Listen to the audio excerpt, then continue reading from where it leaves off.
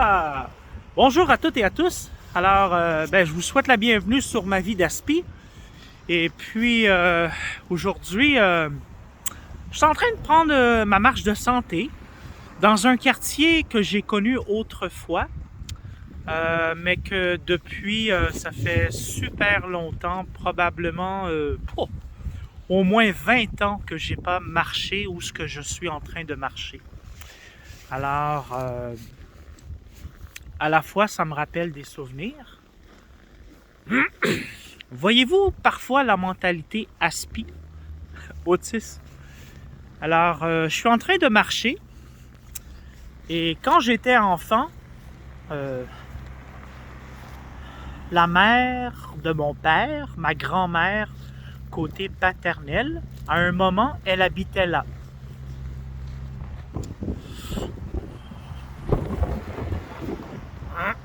Vous voyez la pancarte enfant parents secours. Je me rappelle dans les années 90, c'était à la mode au Québec, les affiches parents secours. Bref, ma grand-mère habitait juste le deuxième balcon. Et je me rappelle 255 4417. Fait que voyez-vous, parfois, même étant adulte, un autiste peut avoir une très bonne mémoire. Moi, personnellement, dans mon téléphone, j'ai aucun numéro de téléphone. En fait, c'est dans ma tête. Et même les numéros de téléphone passés, eh bien, je m'en rappelle encore. Alors, aujourd'hui, à Montréal, c'est froid, hein? Mais bon, c'est supportable. Et je me suis dit, je vais faire une vidéo, ça m'est apparu comme ça. Puis, je suis pratiquement sûr qu'il y a d'autres autistes qui vont vivre des choses similaires. Alors, j'ai choisi d'aborder le thème des addictions. À l'âge adulte, comme chez les neurotypiques, on peut avoir des addictions. Mais chez les personnes autistes, pour moi, pour ma part, j'ai des addictions. Et ça fait plusieurs années, bref, depuis l'adolescence que j'ai certaines addictions. Mais aujourd'hui, je vais essayer d'aborder des sujets que là, je me rappelle, là, que j'ai en ce moment.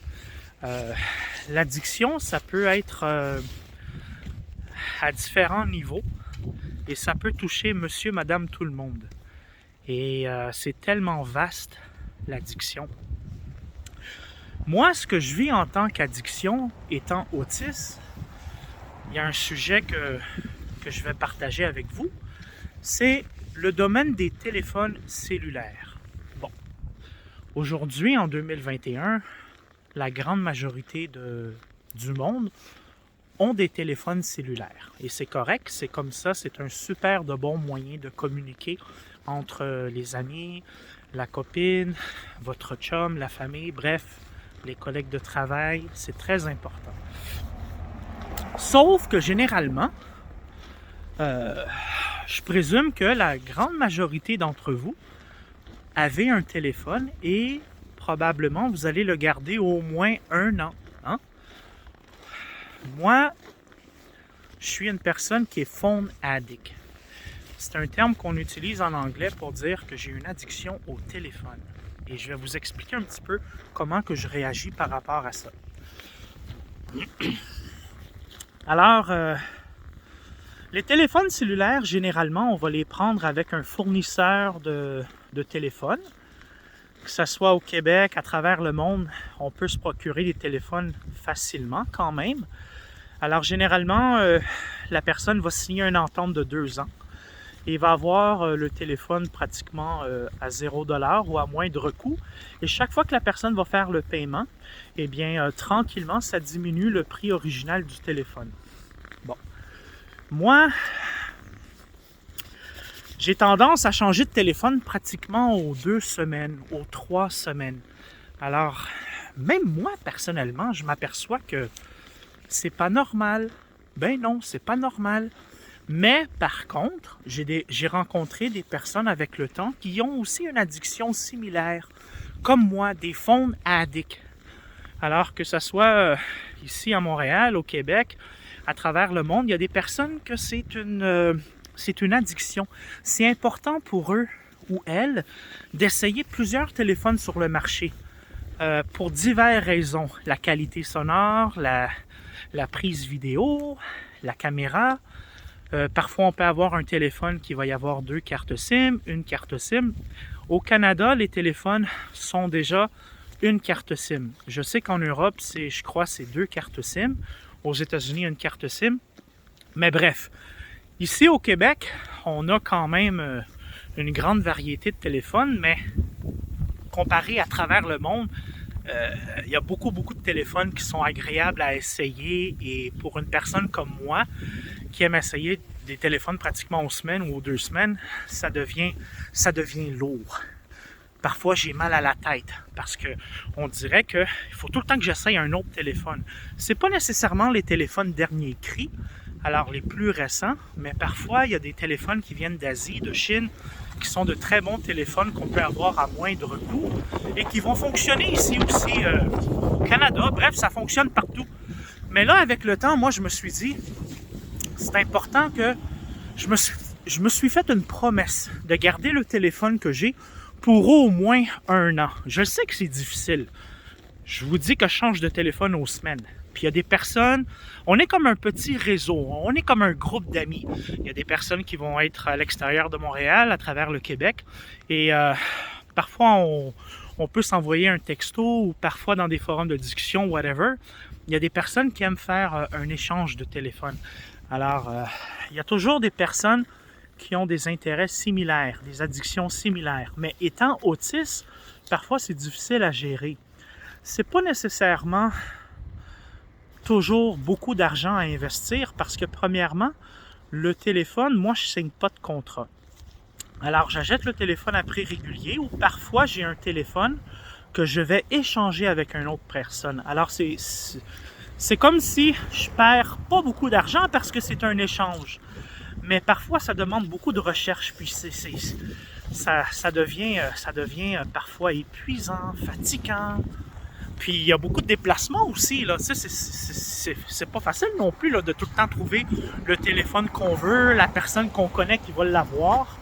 Alors, voyez-vous, lorsqu'on est autiste, là, ça demande beaucoup. Puis des fois, là, on peut avoir mal à la tête. Mais c'est un exemple parmi tant d'autres. Alors, moi, étant autiste, adulte, j'ai une addiction avec les téléphones. Je me suis calmé et là, je me suis dit, je suis content du téléphone que j'ai et je vais le garder, je vais tenir ma parole et je vais le garder pour un bon bout. Mais c'est ce que j'ai voulu démontrer. Parfois, les parents peuvent avoir des adolescents, des adolescentes autistes et peuvent avoir soudainement avec le temps des addictions, que ce soit collectionner des cartes de hockey, collectionner des timbres. Parfois, ça peut envahir la personne, ça peut être très demandant et moi, je le vis. Alors, pour les téléphones, j'ai une addiction au téléphone, je suis conscient, j'essaie de gérer ça et je me suis fait la promesse de garder le téléphone que j'ai pour un bon bout de temps.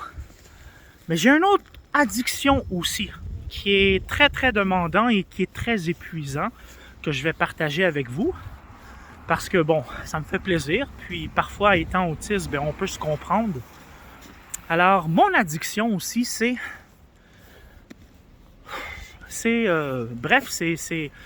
acheter un vêtement et le retourner, soit pour un remboursement ou pour faire un échange d'un autre vêtement. Alors, je vais vous donner un exemple. L'hiver passé, pratiquement à chaque semaine, j'avais un nouveau manteau d'hiver.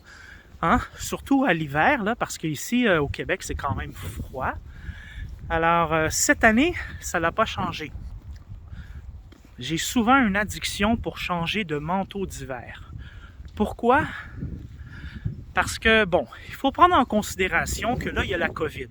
Tranquillement, les commerces sont réouverts au Québec. Mais ce que je veux expliquer, puis il faut que je fasse aussi attention dans la façon que je vais l'expliquer, parce que moi, c'est improvisé. Alors, je m'en vais dans un commerce, j'achète un manteau. Parfois, le commerce, le détaillant va me dire « j'ai 14 jours pour l'échanger ou me faire rembourser ». Parfois, c'est une politique de 30 jours. L'important, c'est de garder l'item propre, idéalement, avec les étiquettes et la facture. Mais la raison pour laquelle moi, étant autiste, j'ai une addiction avec les manteaux d'hiver, par exemple, c'est que souvent, pendant l'hiver, il y a toujours des rabais un peu partout. Alors, cette semaine, tel magasin peut offrir un rabais très avantageux. Alors, quand je dis très avantageux, c'est très avantageux. Parfois, il peut y avoir jusqu'à 90% de rabais. Il faut être chanceux aussi pour avoir la bonne grandeur du manteau, mais ça me demande beaucoup. Parce que je vais acheter un manteau et généralement, j'achète les manteaux, par exemple, dans une chaîne de grands magasins. Alors, si, par exemple, je suis à tel magasin, mais que je m'en vais voir à l'autre magasin, c'est le même nom, c'est le même magasin, mais à différents endroits. Des fois, il peut y avoir des manteaux de look différents, des modèles différents, et c'est là que ça devient intéressant. Mais par contre, ça devient épuisant parce que c'est comme si j'aurais beaucoup de difficultés à garder, par exemple, un manteau. Hein? La grande majorité des gens vont garder le manteau et ils vont être contents. Mais moi, on dirait que c'est important de changer pratiquement régulièrement. Pourquoi? Parce que parfois, je peux acheter un manteau et là, oups, je suis dans mon 14 jours ou mon 30 jours pour me faire échanger ou rembourser. Mais là, je vois un autre magasin qui va avoir un manteau, par exemple, qui va me convenir plus à moi pour pratiquement le même prix où je peux faire un échange, où je peux me faire rembourser à un magasin puis l'acheter à un autre magasin. Voyez-vous, c'est difficile à gérer ça pour une personne autiste. Parce que dans la tête, hein, des fois dans la tête, hein, c'est différent d'une personne neurotypique.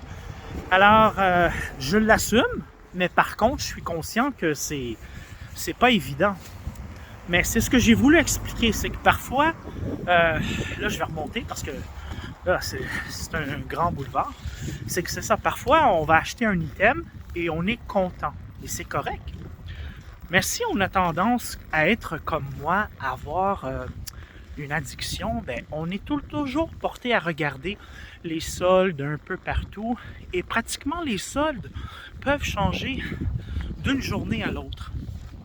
Alors c'est pour ça que parfois, j'ai tendance à échanger pour un autre manteau, ou des fois ça peut être un chandail, pantalon, mais voyez-vous, lorsqu'on est adulte et qu'on a des addictions, étant autiste, parfois c'est difficile à gérer.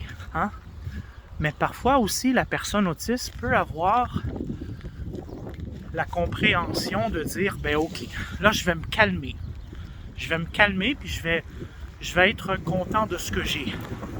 Mais c'est comme s'il y a tout le temps une arrière-pensée qui nous fait vouloir « Ah, est-ce que je suis encore dans mon 14 jours de remboursement ou d'échange ou 30 jours?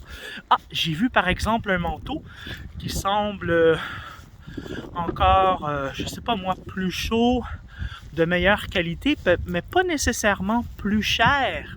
C'est juste que les magasins, c'est de la compétition. Alors parfois, il peut y avoir un manteau qui va avoir une très grande réduction et que pour le consommateur, comme moi, je me dis, ouais, la semaine passée, je suis allé à tel magasin, j'ai acheté le manteau, mais là, pour le même prix, j'ai un manteau encore beaucoup plus à mon avantage. Alors c'est pour ça que parfois ça devient épuisant pour moi personnellement, parce qu'il va falloir qu'avec le temps, fait que voyez-vous, quand que je dis que les personnes autistes sans déficience intellectuelle ont la capacité de comprendre et de comprendre ce qui se passe. Il n'y a pas de déficience intellectuelle chez certaines personnes qui ont le diagnostic d'autisme, que ce soit le syndrome d'Asperger, un TSA. Alors, ces personnes autistes-là, pendant leur vie d'adulte, il va y avoir toujours des difficultés de compréhension à socialiser, parfois dans leur quotidien, mais il y a aussi cette compréhension-là de savoir que si, par exemple, j'achète un manteau, mais que j'ai la possibilité d'avoir un manteau de qualité meilleure et que j'ai mon 14 ou 30 jours pour me faire rembourser ou échanger, je sais que je peux le faire. Voyez-vous, j'ai cette capacité-là de comprendre. Fait que c'est ce que j'ai voulu partager avec vous Parfois, étant autiste, malheureusement, comme chez les personnes neurotypiques, il peut y avoir des addictions dans n'importe quoi. Ça peut être avoir une fascination pour les magazines. Voyez-vous, moi, adolescent, j'aimais beaucoup la musique hip-hop. J'étais DJ quand j'étais à l'école, j'animais une émission de radio. Par la suite, j'ai toujours été impliqué dans la musique. Et encore aujourd'hui, j'ai cette addiction-là pour la musique hip-hop internationale. Alors, ce que je veux dire, c'est que, par exemple, ici au Québec, il y a le hip-hop francophone, anglophone. Aux États-Unis, c'est anglophone. Parfois, il y a des francophones qui demeurent aux États-Unis qui vont faire des chansons aussi en français, mais que dans leur quotidien vont parler uniquement anglais. Il y a des collaborations entre artistes de la France, de l'Allemagne, de la Suède, du Japon. C'est international, la musique. Et c'est là aussi que pour moi, c'est important de savoir tout ce qui se passe à travers le monde dans la musique hip-hop, la culture hip-hop. Parfois aussi, c'est la culture reggae, R&B. Fait que c'est beaucoup demandant aussi pour la personne autiste parce qu'on doit gérer notre quotidien, mais on sait qu'en même temps, moi j'aime ça, écouter la musique hip-hop, puis je veux savoir tout ce qui se passe par rapport à mon type de musique que j'aime. Hein? Il y a différentes variétés de musique hip-hop. Moi, j'aime ce qu'on appelle la musique underground. C'est les artistes qui avaient beaucoup de succès dans les années 90, début 2000. C'est un autre type de musique qu'on entend aujourd'hui. Puis, c'est incroyable. Lorsqu'on aime un type de musique, on peut s'apercevoir que la culture, elle est encore présente, que ce soit en Norvège, que ce soit en Israël, que ce soit en Afrique du Nord. Bref, le hip-hop, c'est international et c'est ce qui est le fun. Mais parfois, chez la personne autiste, ça peut devenir envahissant parce que il faut toujours savoir, OK, où est-ce qui est rendu mon artiste? Est-ce qu'il a fait des nouvelles collaborations? C'est beaucoup demandant, ça, dans la tête. Hein? Puis, c'est ça, il y a tellement d'addictions qu'on peut avoir. Et parfois, peut-être qu'à vous, les parents qui avez des adolescents ou adultes autistes, des enfants autistes, parfois, vous pouvez vous demander, comment ça mon jeune ou ma jeune aime, je sais pas moi, les timbres, ou faire des casse-têtes, ou à commencer à avoir une addiction dans un sujet quelconque, une matière quelconque. Et parfois, on peut se poser des questions. Mais à l'âge adulte, parfois, c'est difficile à gérer. Mais parfois, ça prend de la volonté pour se dire, OK, j'ai une addiction, mais je vais essayer de me calmer. Je vais essayer de prendre sur moi-même. Et c'est pas facile. Mais moi aussi, j'ai une addiction avec les films français. Voyez-vous les films de France? Je sais pas pourquoi, mais j'aime les films de France. Que ce soit des films d'action, des comédies, des romances. J'ai une réelle addiction avec les films de France. Alors ici, au Québec, parfois, quand les cinémas étaient ouverts, j'allais voir, par exemple, des films français. Parce que moi, en passant, j'aime beaucoup mon acteur préféré, qui est Vincent Lindon. Et mon actrice préférée, elle se nomme Virginie Elfira. Ouais. Elle est née en plus la même journée que moi, le 5 mai. Et ce qui est comique, c'est qu'elle a été mariée avec un homme qui se prénommait Jonathan, comme moi. Virginie Elfira, je crois qu'elle vient de la Belgique, mais bref. Vincent Lindon, je l'aime beaucoup. J'aime les films français. Il y a un film que j'écoute en boucle, qui est le sens de la fête. C'est une comédie, et il y a Suzanne Clément qui joue dans le film. C'est une Canadienne québécoise qui a quand même un certain succès en France. C'est une actrice qui probablement réside en France en ce moment. Elle se prénomme Suzanne Clément. Elle joue aussi dans le film Le sens de la fête. J'aime ça, j'aime les films français. Bon, il y a les films québécois aussi que j'aime, mais pour moi, c'est la France, c'est la culture. Je sais pas pourquoi, mais j'aime bien regarder les films français. Et parfois un peu d'international.